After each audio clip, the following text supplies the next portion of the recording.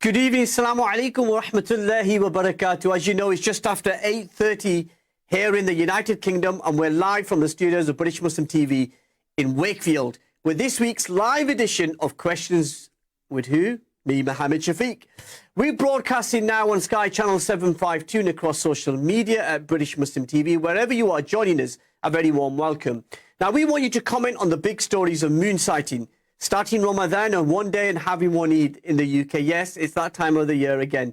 We're covering the issue tonight. You can call us now with your question, your comments, and your outline. Is it possible to get unity on this particular issue? 01924 231 083. You can message us on the WhatsApp number, which is on the screen now. And if you're watching this on Facebook, good evening, Assalamu alaikum. Post your comments in the chat box, and we'll read some of them. We will read some of them on air. The questions we're considering tonight. How inconvenient is having different start days for Ramadan and multiple Eids? Why can't our Muslim organizations, imams and mosques come together on moon sighting? And that final question, do you support a British solution, Britain-wide solution on moon sighting?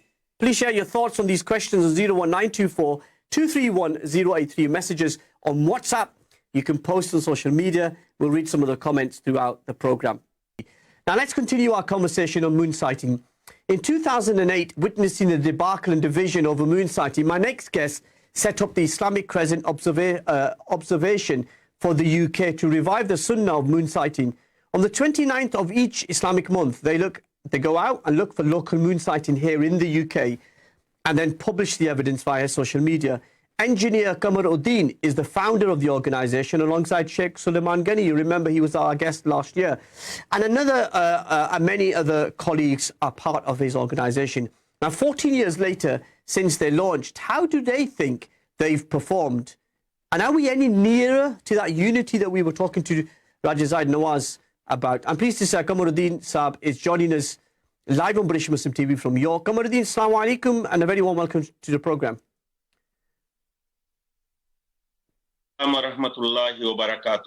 Thank you for inviting me to your program. It's a pleasure to be here. Well, it's the pleasure's all mine, sir. And lots of people watching this at home really interested in this topic.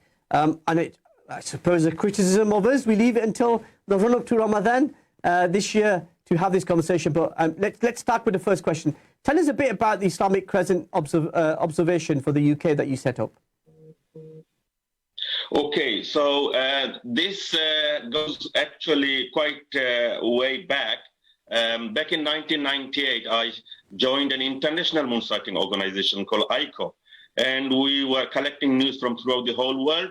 And we found that Muslims around the world were doing Ramadan and Eid over 4 and 5 days. And that was mind-boggling because maximum should be 2 days, if not 1 day in the whole world. So why is it 4 or 5 days? So we found the cause of that, and we addressed the authorities who are causing that problem, and they made some improvement. But that did not solve our UK problem because we were faced with abnormal weather conditions. So that's why back in 2008, I started a UK version of ICOUK just to address our own unique problem with the help of a few other ICOUK members, and one of them is Sheikh Suleiman Ghani.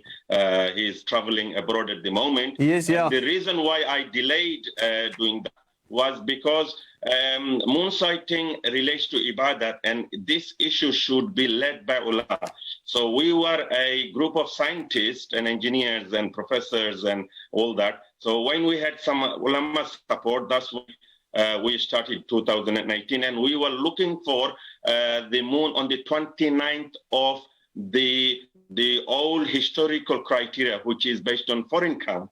And then some 10 years later, we realized that we are only seeing maybe a couple of times in a year on the 29th. The other months were on the 30th. So that is not encouraging our local sighting groups to motivate themselves, because we need to train them when and where to see the moon, and to build their confidence that when they see it, they know they've done it correctly. And that's why we started 2 days of sighting from 2017. And over the last 4.5 years, we find that if we look back at the data, and we start counting from our own sighting, then we fully meet the Sharia requirement of 29 and 30 days based on ICOUK sighting. But why can't we're promoting now? That is okay, Kamaruddin, why can't we just be simple and follow Saudi Arabia? There are two reasons. One is that, and I am giving you this information, not hearsay, not third party, directly from the authority. Saudi Arabia, in their wisdom in the 70s, they decided, why are we following a Gregorian calendar, which is based on Christianity? Why don't we have a Hijri calendar based on a lunar? So their scientists told them, look, you can't have visibility in advance. But what we can give you is birth of the moon in advance. That is accurate to the second. We can give you next 50 years birth of the moon calculation. So Dr. Fadl Ahmed, who is from Indian background, was a lecturer at King Saud University, came to London, met Royal Greenwich Observatory, Dr. Yallop, and said, give me some birth of the moon data. And Dr. Yallop says, here it is.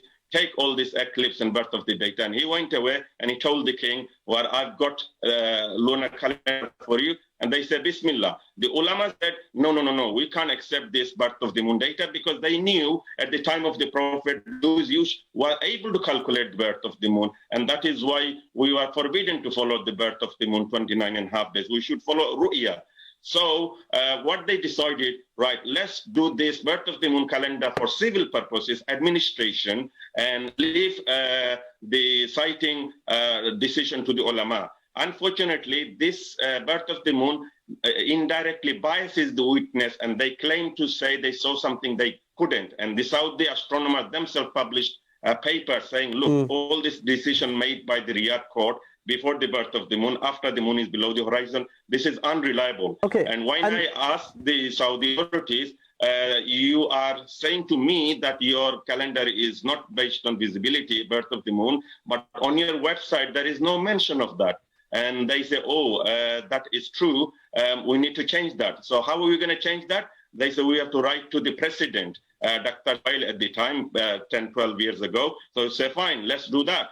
So I requested them to change their president address to state clearly that their calendar is based on the birth of the moon. The birth, not the actual sighting of the moon. But it may not match the visibility of the moon. So we are not. So second point I want to say is that the sighting of the moon, even if it is true, which is a day later, every country has their own count, because the whole world does not see the moon at the same time. Okay, I think you've answered that. Let me ask you the follow-up question, if I may, and I apologize if I'm interrupting you. Time is of the essence, and I want to get as much out of you as we can. Let me ask you about those that follow Morocco, say, or South Africa. Are they wrong as well? You see, the reason that we went to foreign countries in the first place is due to exceptional case. In Sharia, local sighting in your own place, in your own country, is the original position. Now, if you cannot sight it continuously for many, many months, then you have to expand your geographical area to include other normal places. And so due to exceptional case that we could not sight the moon, and the reason is because we were looking at the wrong date, but put that aside, because we couldn't sight the moon, we had permission to expand and go to Morocco. And let me point out that you can't go to any countries. We can't take it from Algeria. We can't take it from France. We can't take it from Spain. Why not? They are more closer to UK. The reason is as soon as you go to foreign countries, the ulama will tell you, the fiqh scholars, that it has to come from an authority to authority. Only within your own area you can take direct witness from a person sighting the moon. But as soon as you go to the jurisdiction of another authority, it has to be from that authority who has verified that this sighting report is acceptable in Sharia. We went to Morocco at that time because we could not see the moon in the UK. But now, if we compare the two, we can still see the moon in UK about 8 out of 12, same as Morocco, about 4 differs. But because we are different sunset,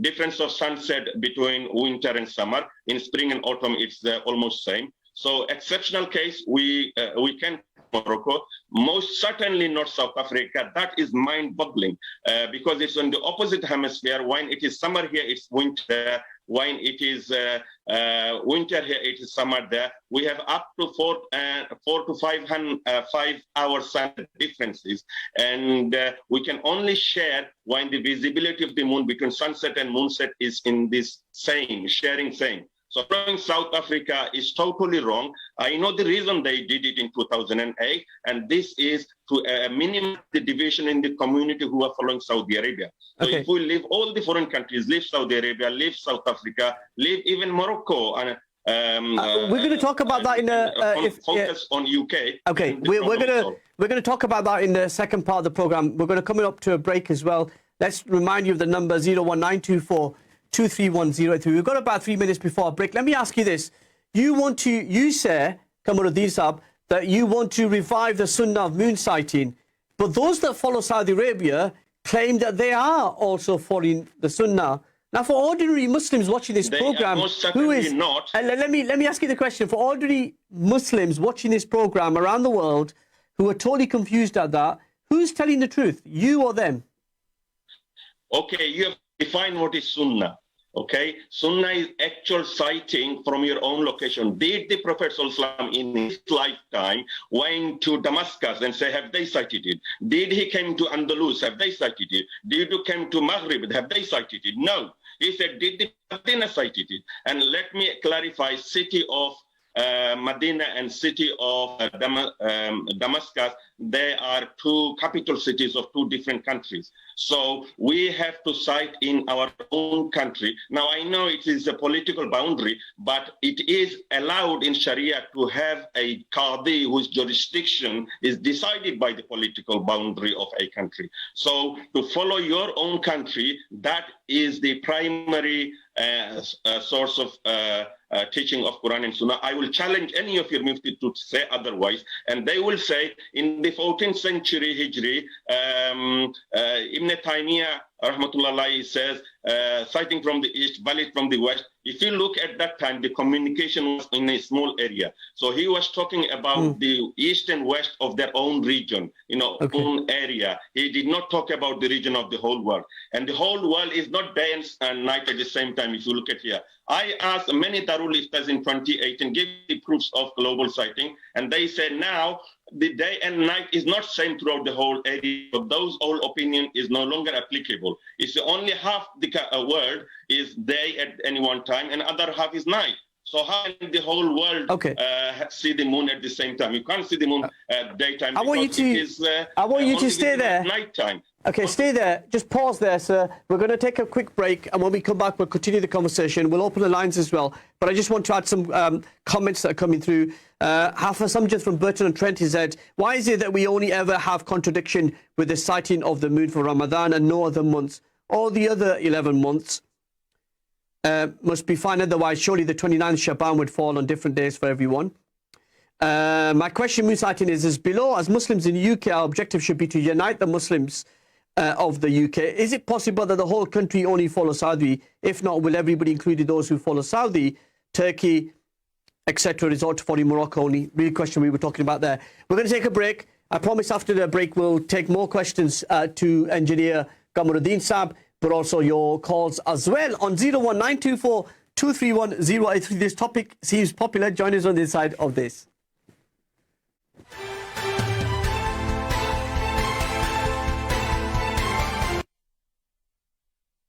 Moon sighting, we're talking about the division that exists within the United Kingdom in particular when it comes to Ramadan, and it comes to Eid al-Adha, it comes to Eid al-Fitr. My special guest is Engineer Kamaruddin, joining us from York. A very important conversation we're having with him. We're going to open the lines as well. Let's take a couple of calls on 01924 231 083. Lots of comments on social media. Can't get through all of them, so I do apologise in advance for that. So, Kamaruddin, can you just set out what's the process that you follow locally with your groups here in the UK on the 29th day of each Islamic month? Just very briefly set out what you get up to. Okay, so we are doing a parallel run at the moment. Before we were on following Morocco 29, as the nearest country because we have a lot of fatwa. But when we have got a lot of people sighting locally, and we realize that we can also do UK sighting, provided we follow UK count, within 2 days of moon sighting. On the Morocco's 29 and UK's 29. And over the last few years, for example, in 2019, we had 55 locations throughout the UK. People are reporting moon sighting. But in 2019 and 20, we had 130 places. People are reporting sighting and reporting. And that is the sunnah.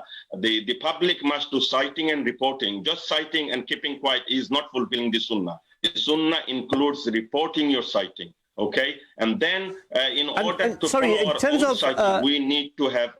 I was just going to ask you a follow-up question to that. I was just going to say, people don't have to be qualified. They don't have to be astronomers and stuff like that. You provide the training and support to people at a local level. Definitely, definitely. The sunnah is very, very simple.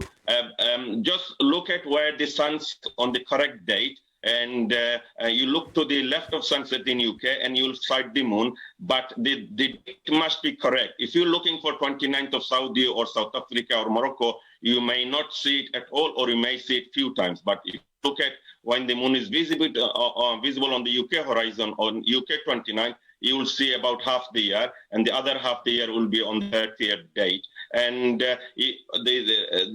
because of weather, you can't see the moon due to cloudiness. Then we can train you how to use simple apps from your mobile phone, just like how you find Qibla direction using GPS compass. We can tell you how to use that to find the direction of the moon, and you will be able to see it within 2-3 months, the moon from then on. And we'll give you the training and all the backup data that you need to be able to be confident on yourself to see the moon every month, inshallah. Are you surprised that in the organization is Moon Sighting UK. Okay, well, are you surprised that in 2022, with the advance of science, that we don't get to see any visual images of Saudi Arabia? Because I know when you get to see the moon and you've got images, you publish that on social media. Are you surprised we don't get any of those images from Saudi Arabia? This is because Saudi Arabia do a publicity stunt. They will show a lot of equipment, and then some bloke will say they sighted it. I have been to a lot of this question personally myself, because I did research by living and working in Saudi Arabia. And it is very, very surprising. They will say they see it when the sun is still out. And this is, I challenge. Initially, I told their scholars, these people are not telling the truth. They are total lies, because the moon is not in the horizon. What do they see? They say, no, don't say that.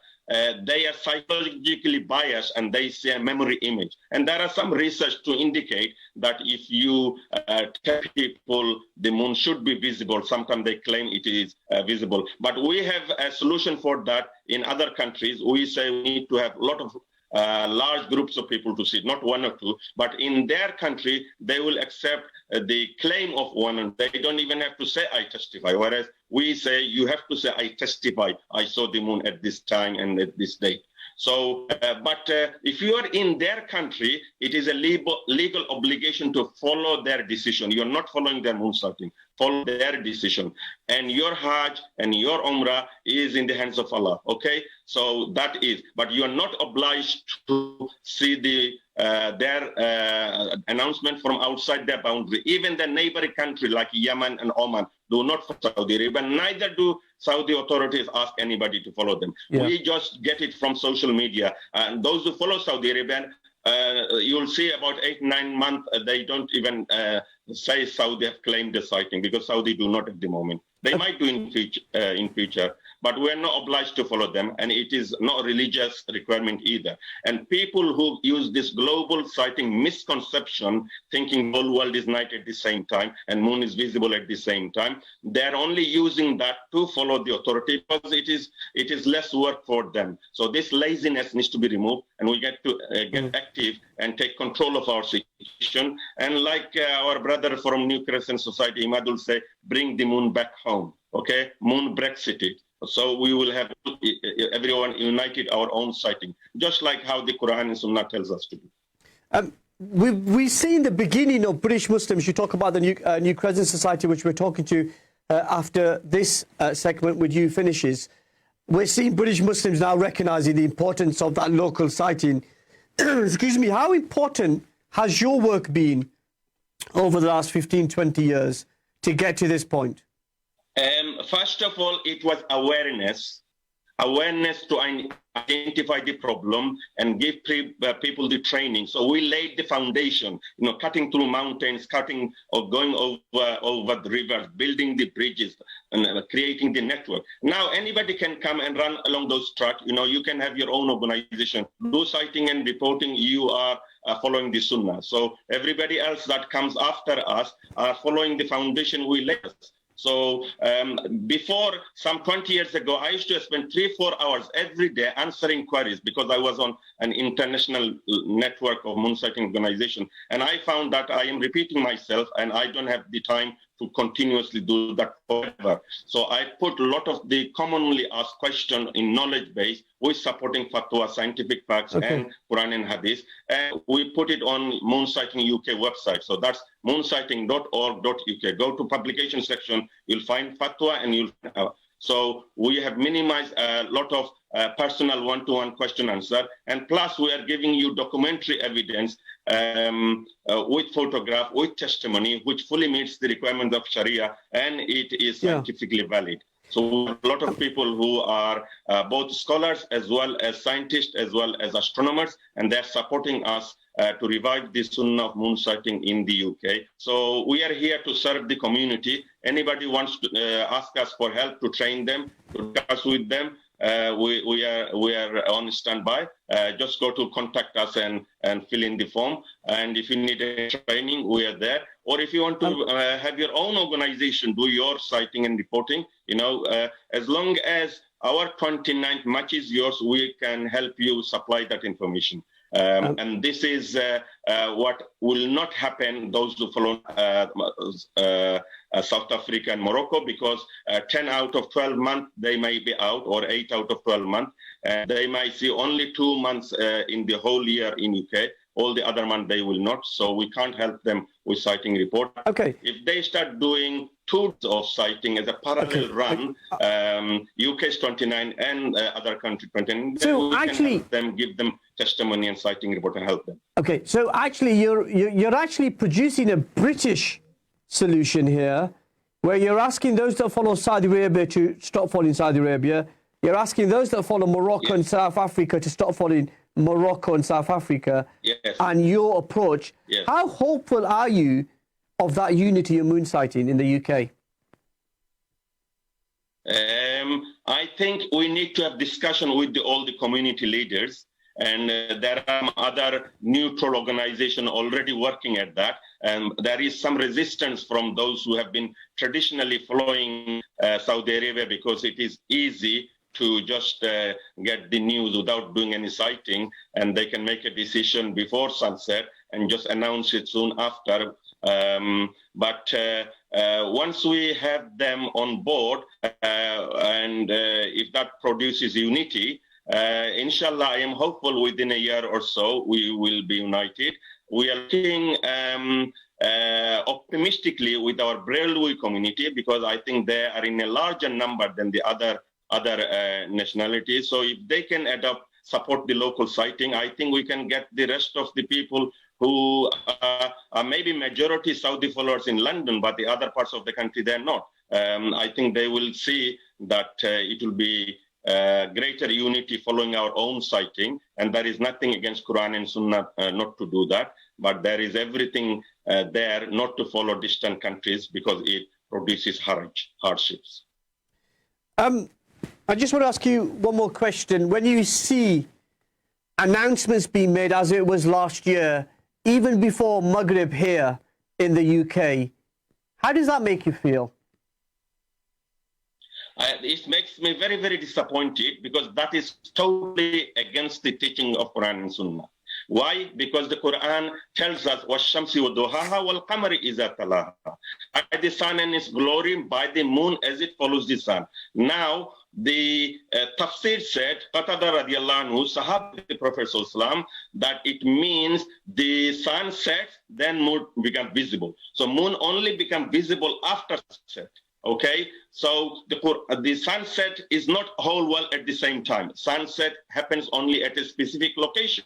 So in this ayat, it is telling you do local sighting, and then moon follows the sun. That means moonset happens sometime later. And so between sunset and moonset is the visibility of the moon. You can only announce after the visibility of the moon, you have sighted the moon. But because you have outsourced sighting to foreign countries, and you are, say, bringing overwhelming reports and all that, that is only was a justification 20, 30 years ago or before, because we could not sight the moon. Even if it was possible, we did not have the manpower to do local sighting. But now we can, and therefore all these people who make announcement just before sunset or immediately after sunset must stop doing it, because you are contradicting the teaching of Quran and Sunnah. And I challenge you, come offline and explain to me that you have a justification for so. So please, no more foreign borrowing. Even if they announced 5 hours ago, you must allow the local sighting to take place before you make announcement, even though if you are borrowing it. And this is between sunset and moonset of your local country, not of a foreign country. Thank you. Well, sadly, we reached the end of our time together, Engineer Kamaruddin. I want to say thank you for the opportunity and the honor for having you on our program. And we look forward to welcoming you back as we develop this particular story. Kamaruddin Saab there joining us live on British Muslim TV. He's agreed to keep in touch with us as we head towards Ramadan and Eid this year. So we'll be revisiting this topic, I'm sure, towards the end of next month as well. He was joining us live from York in North Yorkshire.